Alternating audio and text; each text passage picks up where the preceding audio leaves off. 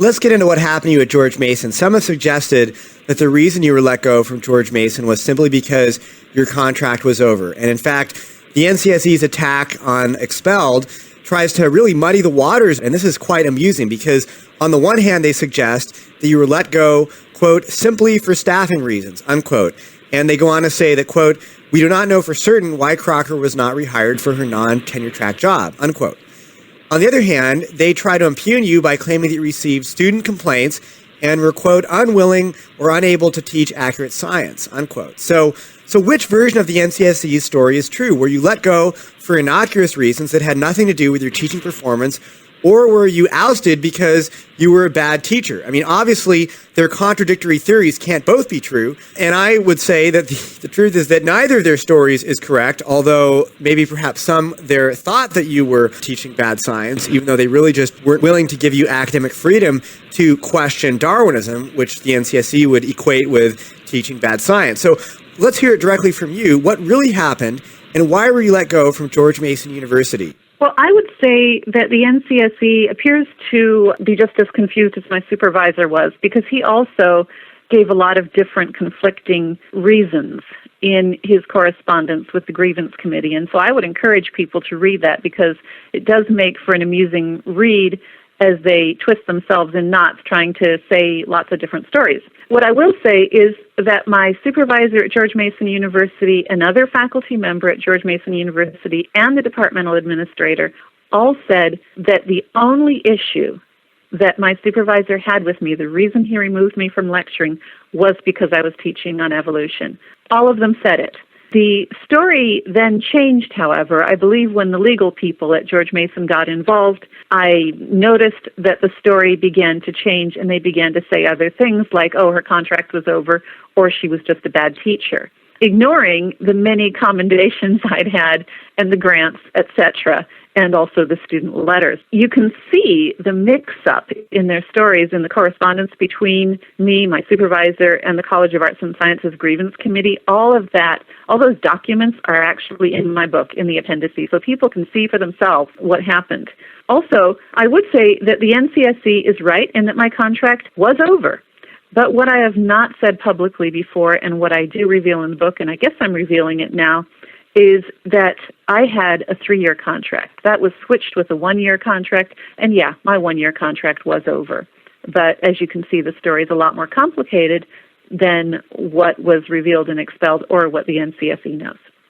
And what you allude to in your book, and this is a very fascinating story that readers should get your book to get the whole story, is that, as you just said, Dr. Crocker, originally they gave you a 3-year contract, and then when they decided that they wanted to get rid of you, the evidence sort of suggests, and some of this is inference based upon what happened, that they switched your contract behind your back and claimed that it was only a 1-year contract. And you know for a fact that originally you signed a 3-year contract, and then they came out with a different document and claimed it was a 1-year contract. And it sure seems like something shady was going on there, and they were trying to get rid of you more quickly than they otherwise would have been able to. And, you know, I want to also just say something here.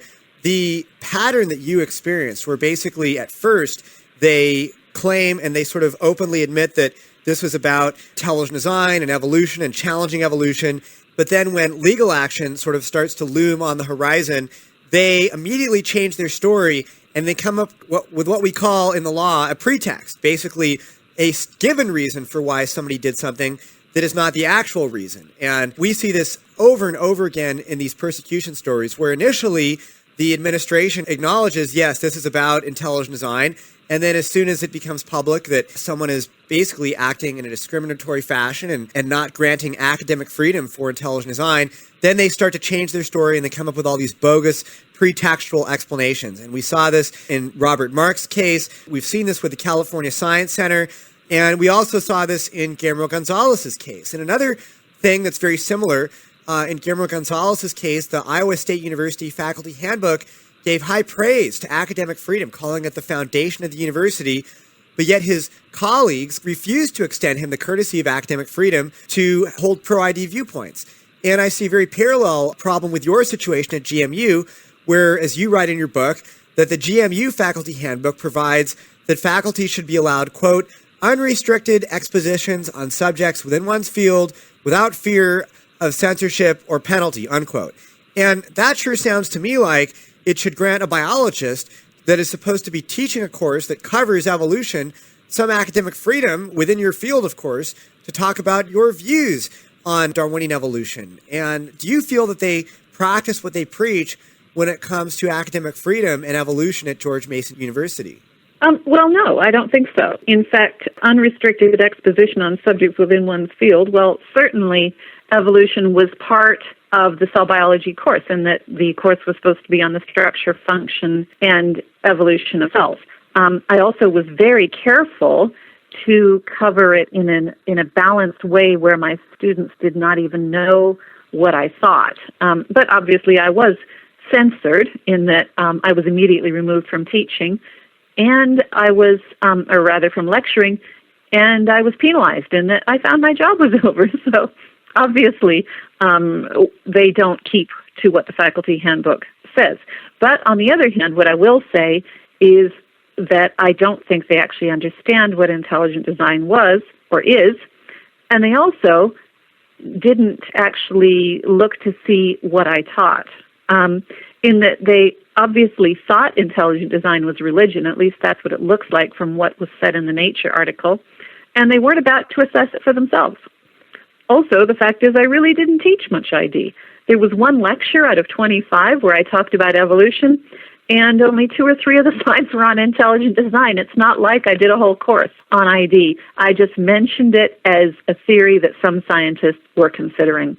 I didn't even say that I believed this. I just said it was some scientists are considering it. And I also have many student letters saying that they didn't know what I believed. Those letters were sent to the grievance committee, and they are in the book, but obviously they were not addressed by the administration at George Mason. You know, I think that the student response to you, Dr. Crocker, is actually very revealing in terms of what actually happened here. So can you tell us very briefly about some of the teaching awards and grants and praise that you received from George Mason by those who weren't really privy to your quote-unquote science sins, as you put it in Expelled, but who were just looking at your teaching evaluations and your performance as a teacher? What were they saying about you? The semester before my discipline, I had a letter from the provost congratulating me for high student ratings. And then actually it was kind of funny because when I went to my office after the discipline, the first thing I found in my mailbox was another letter from the provost, again congratulating me for high student ratings. I had a nomination for a teaching award from one of my students, obviously a grant from the Center for Teaching Excellence, where I and one of my students worked together to try and improve student grades in large class settings, and did succeed, and he did present a poster on that. I had 2 grants from Technology Across the Curriculum. Details about all of those are in my book. Yeah, and I think this is really important because a lot of folks, especially the NCSE's really misguided attacks on Expelled, their website is full of misinformation when you read it. I mean, they were trying to paint you as a bad teacher, and yet some of your administrators who were not upset about, or maybe they didn't even know yet about the fact that you had committed the grave crime of mentioning ID, but they were just looking at your student ratings and said that your teaching was outstanding, as, quote, evidenced by unusually high student rankings, unquote. And I think your provost said this kind of teaching quality is essential for this vital educational program, and we're very grateful for your successful efforts.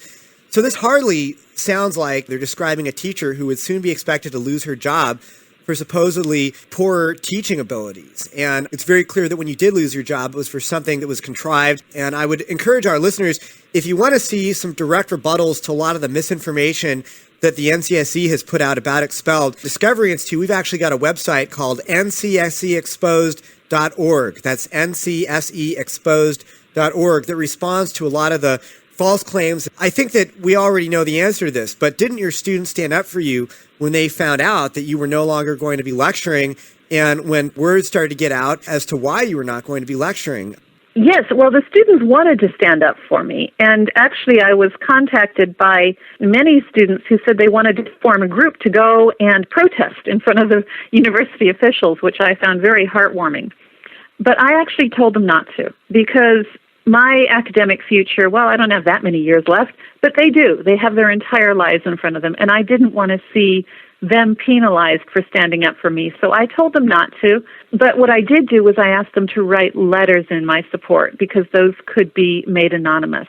And many of them did that. Those are in the book. I'm still in contact with several of the students, and in fact, one of them I had asked to appear with me in Washington, D.C. at the press conference about my book. Well, that's excellent, Dr. Crocker. And I don't want to get into this part in very much detail. I think it's a really fascinating story that's told in your book, but you were actually not the only person expelled from this incident. And in fact, the preface of your book is written by Mr. Ed Sisson, an attorney who was very kindly willing to give you pro bono representation. And without giving away the whole story, can you briefly explain how Mr. Sisson started off as an advocate for you and ended up as a victim himself? Mr. Sisson would say that he lost his job for unrelated reasons. But the fact is that when I was contacted to be told that I was going to be fired as a client from Arnold and Porter because George Mason had objected to their representing me, Mr. Sisson did lose his job, or he was notified of his job loss the same week. And again, those details are in the book, exactly what happened, and also, obviously, he wrote the introduction for the book. Well, there certainly are a lot of interesting tidbits in your book that are probably not told anywhere else, so I'd really encourage our listeners to check out Dr. Crocker's book, Free to Think, Why Scientific Integrity Matters. It's available on Amazon.com, and on July 24th, Dr. Crocker is going to be speaking in Washington, D.C. at a press conference about her book. So, Dr. Crocker, thank you very much for telling us a little bit about your story of what happened to you at George Mason. Well, thank you for having me. Well, I'm Casey Luskin with ID the Future. Stay tuned for more with Dr. Carolyn Crocker and her new book, Free to Think, Why Scientific Integrity Matters. Thanks for listening. This program was